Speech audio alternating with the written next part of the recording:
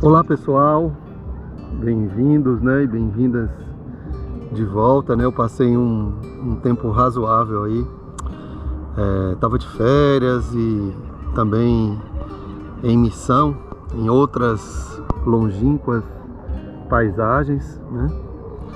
Mas estamos aqui de volta, né, no nosso projeto experimental Mergulho em Si, né, que traz essa ideia dupla, né, de um mergulho literal, né, principalmente nas águas do São Francisco, do Velho Chico, mas também um mergulho em si no que diz respeito a uma submersão, né, em termos de pensamento, de reflexões, né, de processos de autoconhecimento, né, ou pelo menos de caminhos, né, de percursos, né, que se querem conhecer, né, mas que também tem a ver com percursos de cuidado, né? Então o conhecer a si, que não é um ensimesmamento, né? Isso é importante, né? O conhecimento de si não é um ensimesmamento, porque é justamente uma experiência dialógica e dialética, né? Do sujeito ou dos sujeitos que se aventuram nesse processo, no seu tempo, né? No seu contexto, na relação com os outros. Então não é um processo de ensimesmamento como talvez aparentemente isso possa conotar, né? Então a ideia, né, da gente voltar, então esse retorno, né, sim, significa também pausas, né? Então a vida ela é constituída de pausas também, né?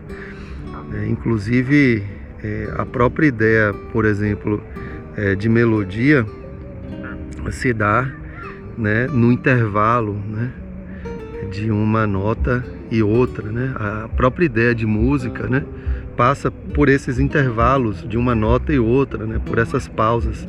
Então essas pausas, elas são constituidoras também, né? Então esses intervalos, essas pausas, né? Eu queria falar um pouquinho, conversar um pouquinho, né, hoje, sobre a temática da finitude, né? De uma certa forma a gente já conversou sobre isso aqui, né?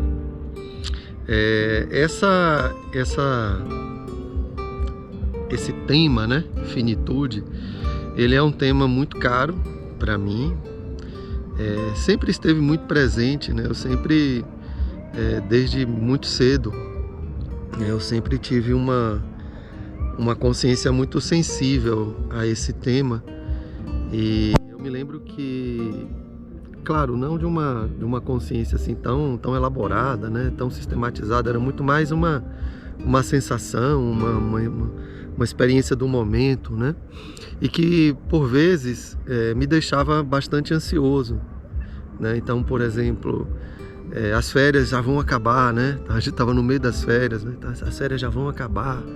Então, uma certa ansiedade. Claro que isso também é muito típico, né? De criança, né? Mas eu sei que para mim era uma coisa, e né, até hoje, uma coisa assim muito, muito forte, muito, muito aguda, né? E aí, na minha formação inicial, né, na minha graduação em psicologia, então essa temática ela aparece, aí sim ela aparece de uma forma mais sistematizada, né, seja aí nas abordagens, em algumas abordagens, né, da psicologia, né, algumas teorias, mas sobretudo aí no campo da filosofia, né? Eu não vou, e aqui também não é um espaço, né, onde a gente elabore, né, de um modo mais erudito, né, os aspectos conceituais, filosóficos, epistemológicos, né? Aqui a gente trata de temas, mas muito mais a partir dessa vivência da experiência, digamos assim, claro que com algum nível de reflexão, de elaboração, mas nós não temos o intuito aqui, por exemplo, didático, etc., né? Então, eu vou me abster, né, de trazer essas, vamos dizer assim, essas relações mais filosóficas, né, do ponto de vista de uma sistematização filosófica, e falarei apenas do ponto de vista das vivências de experiências, né, das experiências e, consequentemente, lógico, né, de níveis de pensamento sobre isso. Então, ultimamente, eu tenho me dado conta, assim, por uma série de questões também que atravessaram minha vida, né, nos últimos anos, né, como a morte, né, de minha mãe, ou a morte de meu pai, né, então, o falecimento dos pais, né, a perda dos pais. Então, isso reverberou, né, e potencializou em mim muito mais essa sensibilidade, aquilo que a gente está chamando aqui de finitude, né? E aí eu queria trazer, assim, alguns pontos, né? Então, uma coisa curiosa, assim, que eu tenho me dado conta, é que eu tenho vivido as coisas, né? Me encontrado com alguém numa situação, às vezes de trabalho, numa reunião, em casa, né? Com minha esposa, numa relação com os meus filhos, ou em um momento como esse aqui, por exemplo. E eu sempre tenho trazido, assim, à consciência a finitude desses momentos, né?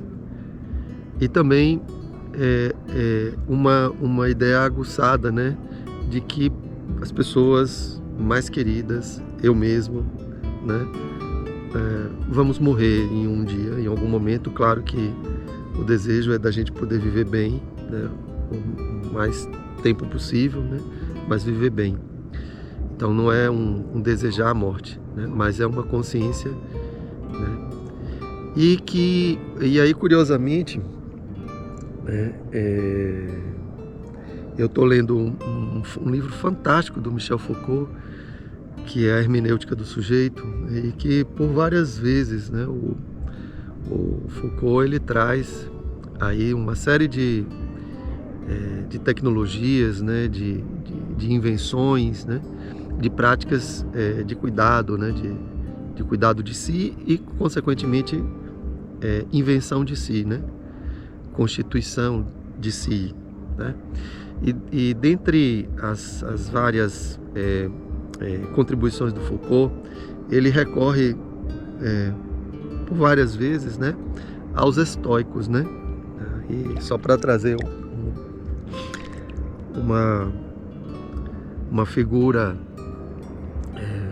bastante conhecida dessa tendência filosófica, né, e das suas N variações, lembremos do Sêneca, né, do Sêneca. Então, os estoicos, claro, como eu disse, né, das suas variações. Então, os estoicos, pelo menos em determinadas partes da história,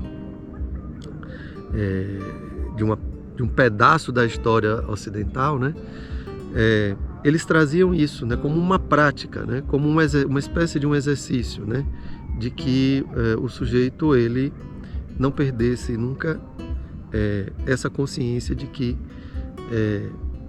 por exemplo, ao beijar o filho querido, né, que aquele filho querido um dia ia morrer, né, ou aquele momento maravilhoso que a gente está vivendo em alguma situação, uma festa e tal,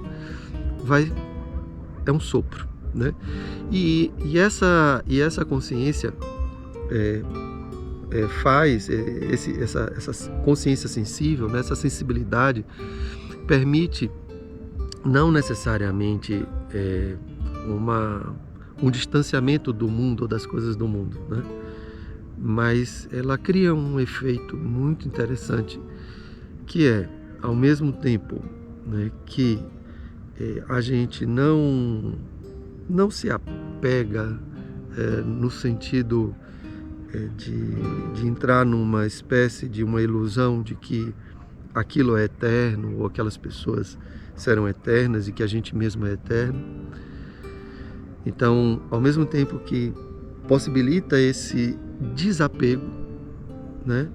Mas ao mesmo tempo não é uma negação da vida, ao contrário, né? É uma afirmação, é um fortalecimento, porque é uma valorização da vida, né? É uma valorização dos momentos, né?